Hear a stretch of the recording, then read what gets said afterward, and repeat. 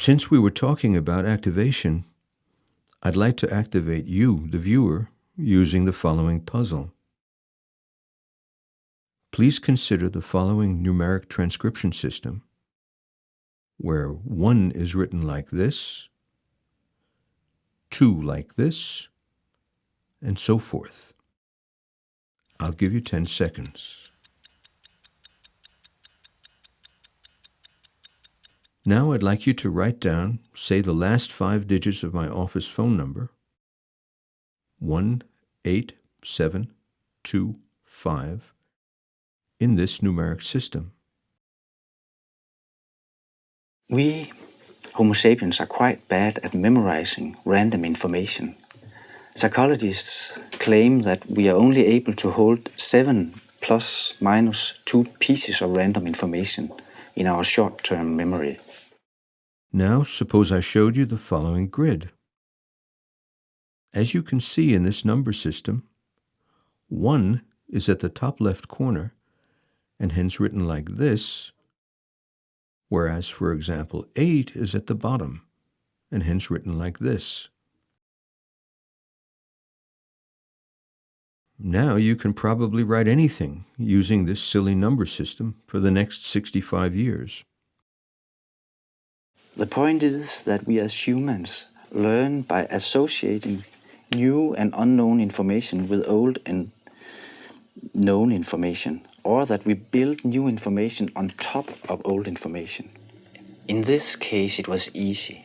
We simply exploited that you all knew a certain geometric shape, the grid symbol, and the numeric layout of a conventional telephone. But when teaching semantics or fertilization or political power theory or Roman literature, it may not be clear what the students know or how they know it. The point is that knowledge is constructed as a result of the learner's activity. This is in sharp contrast to the old, now abandoned idea that knowledge is transmitted from a teacher to a passive learner. Transmission is not the way humans learn. Active knowledge construction is. Learning takes place through the active behavior of the student. It is what he does that he learns, not what the teacher does. However, activation itself is not enough. We also need a theory of understanding to take into consideration how students are activated. Professor John Biggs has such a theory. The solo taxonomy, short for structure of the observed learning outcome, distinguishes 5 levels according to the cognitive processes required to obtain them. The lowest level in the taxonomy, level 1, is known as the prestructural level, at which the student has no understanding, uses irrelevant information, and or misses the point altogether. One final question. What is a cow?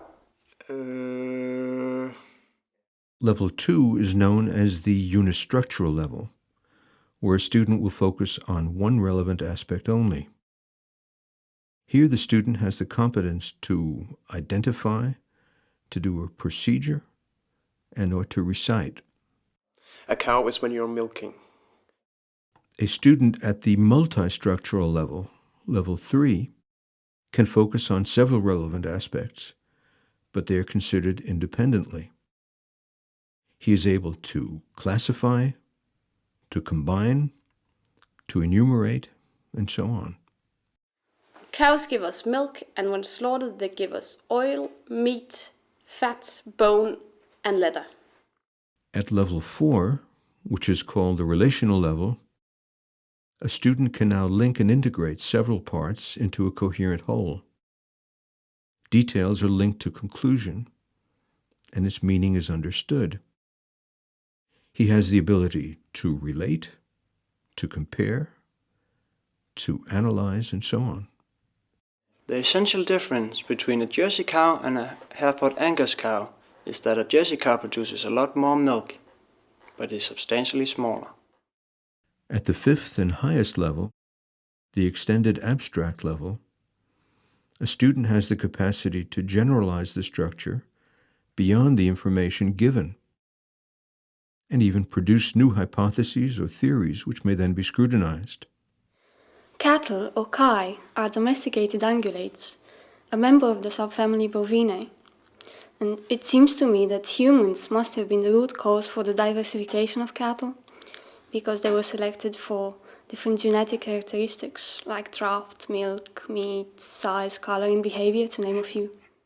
We refer to levels 4 and 5 as deep For understanding. instance, one can prove that it is always an equivalence relation. Yep.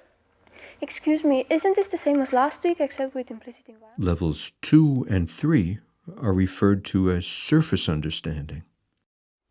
We could have composition, the usual semicolon operator, and then we'll have an if-then-else construct and... Wait, is that a colon or semicolon?